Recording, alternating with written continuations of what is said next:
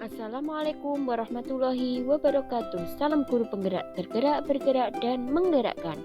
Perkenalkan, saya Eva Rohyatun dari CGP Angkatan 9. Di sini saya akan memaparkan mengenai ruang kolaborasi modul 2.1 tentang pembelajaran berdiferensiasi pada kasus SD.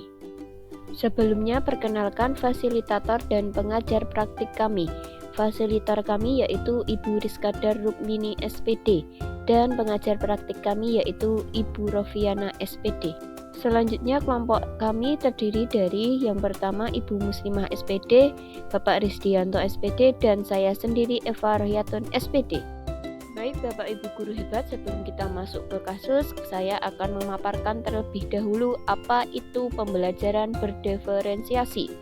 Pembelajaran berdiferensiasi yaitu serangkaian keputusan masuk akal atau common sense yang dibuat oleh guru yang berorientasi kepada kebutuhan murid. Itu menurut Tomlinson tahun 2000. Adapun ciri-ciri pembelajaran berdiferensiasi, yang pertama tujuan pembelajarannya jelas, yang kedua guru mengetahui kebutuhan murid, yang ketiga lingkungan nyaman yang murid belajar dengan berbagi. Yang keempat yaitu manajemen kelas yang efektif dan penilaian yang berkelanjutan.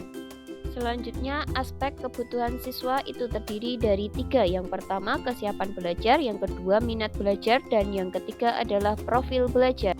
Baik Bapak Ibu guru hebat, kita masuk ke skenario pembelajaran berdiferensiasi yang dilaksanakan oleh Pak Dermawan.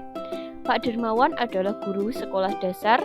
Minggu depan ia akan mengajar murid-muridnya tentang materi cara kerja salah satu sistem organ tubuh manusia, yaitu sistem organ pencernaan. Saat mencanangkan pembelajaran, Pak Dermawan mempersiapkan beberapa sumber belajar yang menurutnya akan membantu murid-muridnya belajar sesuai dengan kebutuhannya. Sumber daya belajar yang ia siapkan diantaranya adalah poster, bacaan, komik sains, kartu pertanyaan, dan video. Di awal pembelajaran, Pak Dermawan memberikan penjelasan kepada semua murid yang ada di kelasnya tentang tujuan pembelajaran dan konsep kunci yang ia ingin anak-anak kuasai. Lewat proses tanya jawab dan contoh-contoh, ia juga memastikan bahwa murid-muridnya memahami apa yang dimaksud dengan sistem. Setelah itu, ia meminta murid-muridnya untuk mulai bekerja dalam kelompok.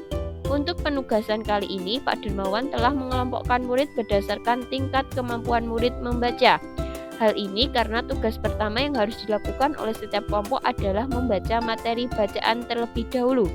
Pak Dermawan menyelesaikan teks yang dibaca tiap kelompok dengan kemampuan masing-masing murid. Sebelum melakukan pembelajaran, Pak Dermawan menentukan kebutuhan murid. Yang dibutuhkan murid itu terdiri dari 4 kebutuhan. Yang pertama, menyiapkan sumber belajar yang relevan dan tersedia dengan mudah sesuai kondisi atau sarana prasarana sekolah. Yang kedua, mengelompokkan murid sesuai dengan tingkat kemampuan membaca. Yang ketiga, menyesuaikan tingkat bantuan yang diberikan pada murid. Dan yang keempat, membuat penilaian berjenjang. Sedangkan kebutuhan belajar murid yang sedang dipenuhi oleh Pak Dermawan yaitu mengenai kesiapan belajar. Mengenai kesiapan belajar ini terdiri dari 2 kebutuhan. Yang pertama, menyiapkan berbagai sumber bacaan yang bisa terdiri dari poster, komik sains, buku artikel, dan video. Yang kedua, mengelompokkan murid berdasarkan tingkat kemampuan membaca. Itu terdiri dari kemampuan membaca kurang, sedang, dan tinggi. Selanjutnya, kebutuhan belajar murid yang berusaha dipenuhi oleh Pak Dermawan itu terdiri dari 2, yaitu minat belajar murid dan profil belajar. Minat belajar murid ini, Pak Dermawan memberikan kebebasan pada setiap kelompok untuk memilih kegiatan yang telah dipersiapkan oleh Pak Dermawan. Selanjutnya, profil belajar ini gaya belajar sesuai dengan tingkat kemampuan membaca siswa.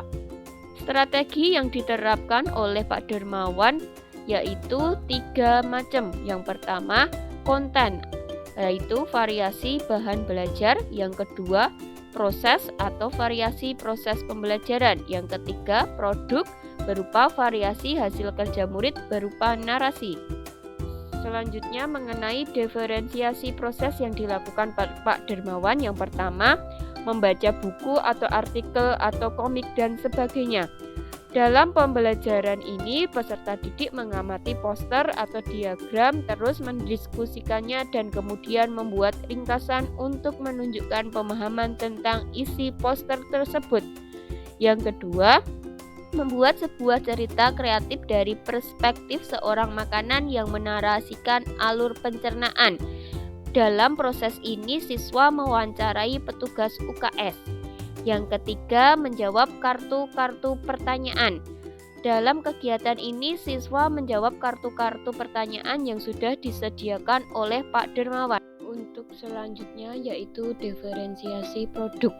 Dalam diferensiasi produk ini dibagi menjadi 3 menurut keterampilan membacanya, yaitu untuk keterampilan membaca kurang, sedang, dan tinggi. Dalam keterampilan membaca kurang ini kegiatannya yaitu menjelaskan alur sederhana melalui diagram alur. Sedangkan untuk keterampilan membaca yang sedang yaitu membuat sebuah cerita narasi tentang alur pencernaan. Lalu untuk kriteria tinggi proses belajarnya yaitu membuat sebuah cerita kreatif dari perspektif seorang makanan yang menarasikan alur pencernaan. Baik Bapak Ibu, untuk selanjutnya yaitu penilaian yang dilakukan oleh Bapak Dermawan. Bapak Dermawan melakukan penilaian 2 macam yaitu penilaian proses dan penilaian berjenjang. Pada penilaian proses, Pak Dermawan membuat catatan penilaian selama proses pembelajaran.